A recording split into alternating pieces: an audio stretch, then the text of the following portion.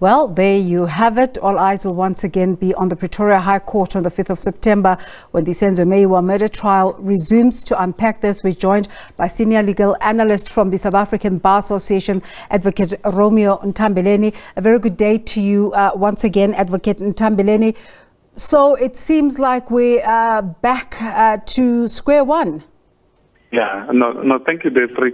You're quite correct. In law, we say justice delayed is justice denied. We have just noted now that there is an application for postponement that is being done on the basis that they want to apply bail on behalf of one of the accused. So I think, again, the issue of justice, which is key in this matter, is being affected.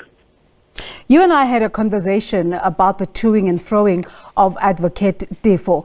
Is it a good thing that he wasn't, his demands, his long letter of bizarre demands in some places was not even considered in this matter, but just a decision was taken that the four accused are giving an instruction to Mr. Tobani Timothy to go ahead?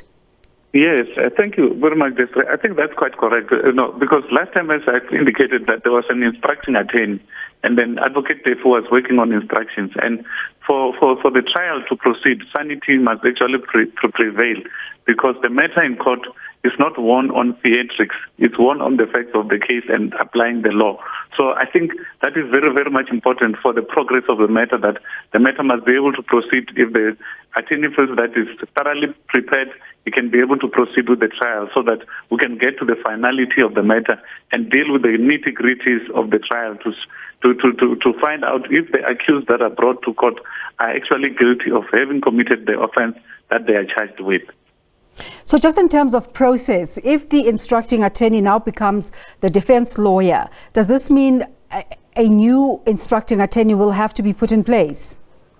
No, he's the instructing attorney. He's the one who has got the power and the authority. He was the one who instructed Advocate Malisela Toisi. So when the clients went, they went to him, and then he then sought to assistance and briefed Advocate Defo. So we are not going to have any technicalities relating to the briefing patterns and the attorneys and the advocate. Normally, the attorney, if the attorney has looked into his diary and is not available, then he instructs counsel to actually assist him in the matter. So from what we heard today, he's proceeding with the matter. He has got the right of appearance in the High Court, which is important, and then he can be able to proceed to represent the accused persons without any technicalities relating to instructing attorneys and the advocate. So throughout this process, every now and again, whether it was Advocate Mshololo or Advocate Defo wanting to go back and consult with their clients, are we satisfied that Attorney Timothy Tobani has had sufficient conversation and engagement with accused 1 to 4? Yeah, thank you, Desiree. I think that it's a good question, because when you grant an advocate instructions, it means that you have thoroughly prepared your case and you were with the advocate during the consultation. So there's no longer going to be an adjournment on the basis that Tobani is seeking instructions or want to consult with the clients, because those are his direct clients, and when they were doing consultations, he was consulting with them directly with the advocate. So there's no need for him to say, I'm going to adjourn the matter so that I can be able to consult with the clients. The only instructions that he can take during trial are those instructions that will be given from the bar when he will be communicating with the accused persons on the developments that might actually transpire in the trial. But from the beginning of the matter, de novo, he was there, and he's going to continue with the matter because he was the instructing attorney who was in charge, from the beginning of the matter. Of course, instructions are coming from two sides. On the one hand, it's 1 to 4. On the other hand, is accused number 5 with Advocate Zandile Mshololo, who herself has also indicated being aggrieved by the NPA not sufficiently giving her information. What sort of roadblocks can we foresee here? Yeah, no, besides the postponement of the bail, I hope that there's no new advocate that has come into the picture. So we believe that on the next appearance, the formal bail application will be brought. The court will listen to the formal bail application and decide whether there's merit to it, and then grant or deny it, and give us a direction on how the trial is going to proceed in terms of calling of the witnesses and now going forward. The presiding judge, Chifiwa Maumela, was also expressing some concern about details of the trial that he or other officials in the process are finding out from the public or from the media before they transpire in court. Can this be a deterrent in the process?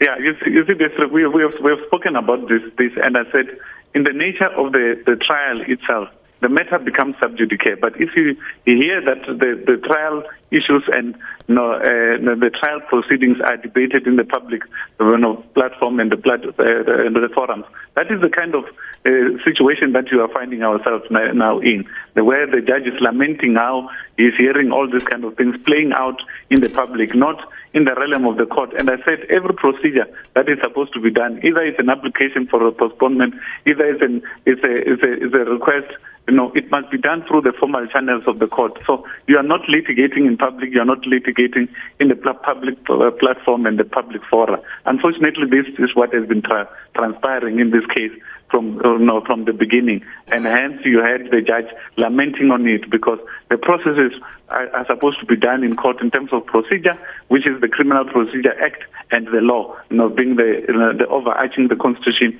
of the Republic of South Africa that should be followed. So absolute silence about Advocate Defoe's letter and his demands. Is this Judge Chifiwa Maumela saying, listen, you've given in your resignation, goodbye? Yes, absolutely. I think it gives clarity to the matter to say that you have withdrawn.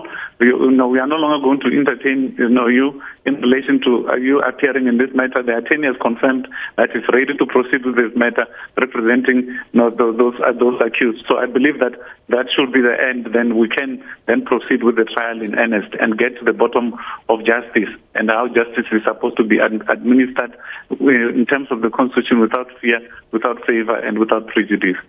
Is there provision in the law for him to fight for his way back into the trial? No, not at all. Remember that he was acting on the instructions. You cannot instruct yourself. When you don't have instructions. So when we are saying that advocates are creatures of instructions, he acts on instructions, and minus those instructions, he cannot say that he wants to go back to trial by hook or crook. It doesn't happen that way. He's acting on instructions, and those are not his first clients. They are the clients of the attorney, Titi Tovani. Hence, you see him proceeding with the matter. So he cannot bring any application of any form whatsoever to say that he wants back to have a second bite of the cherry. It's not going to happen. Well, as we look ahead to September the 5th, what can we expect to happen on the day? Could we see a trial start in earnest? No. As I said, that the first thing that has to be dealt with is the bail application. The formal bail application will be brought, and the court will entertain that formal bail application, either granting it or denying it.